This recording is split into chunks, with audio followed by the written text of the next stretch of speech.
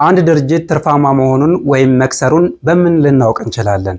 አካውንቱ ላይ ባለው ገንዘብ ወይንስ ዴይሊ በሚያደርገው የሽያጭ መጠን? ሁለቱም መልስ አይሆኑም። የአንድን ቢዝነስ ጤናማነት ለማወቅ ግዴታ ወደ ትክክለኛው ሰነድ መመልከት ያስፈልጋል። እሱም ኢንካም ስቴትመንት ወይም የሂሳብ መግለጫ ነው። ኢንካም ስቴትመንት ምንድን ነው በሚል ጥያቄ የምንጀምር ሲሆን ኢንካም ስቴትመንት አንዳንዴም ፕሮፊት ኤንድ ሎስ ስቴትመንት በመባል ይታወቃል።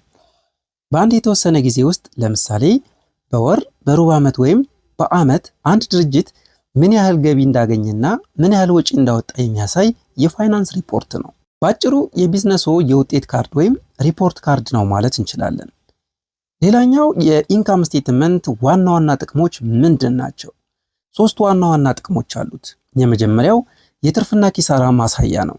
ድርጅቱ በትክክል ትርፍ እያስመዘገበ ነው ወይስ እየከሰረ፣ የትኛው ወጪ ነው ትርፉን እየበላ ያለው የሚለውን በግልጽ ያሳየናል።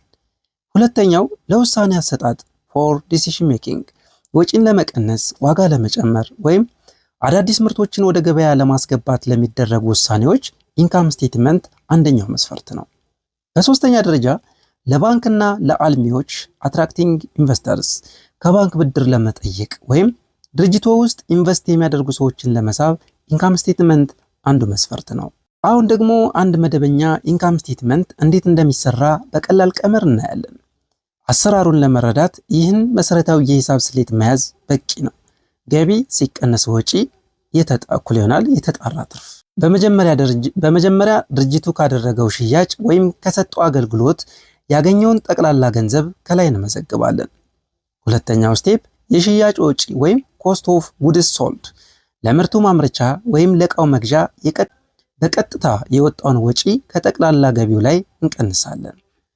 ለምሳሌ ልብስ የምትሸጡ ከሆነ የልብሱ መግዣ ዋጋ ማለት ነው።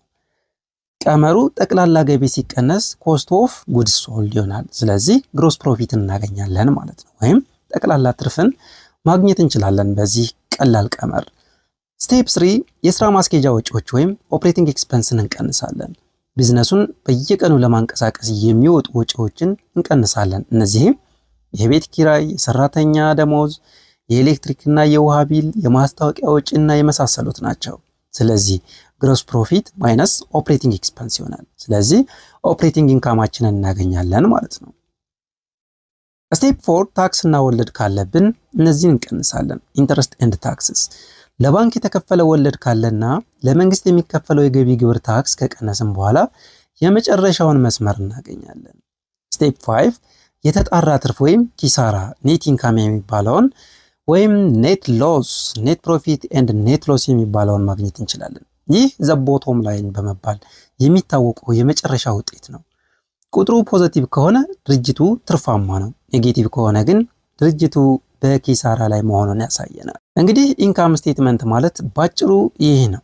የትኛውንም ያህል ትንሽ ቢዝነስ ቢኖራችሁ ይህን ሰነድ በየወሩ ማዘጋጀት የንግድ ጉዟችሁን ስኬታማ ያደርገዋል።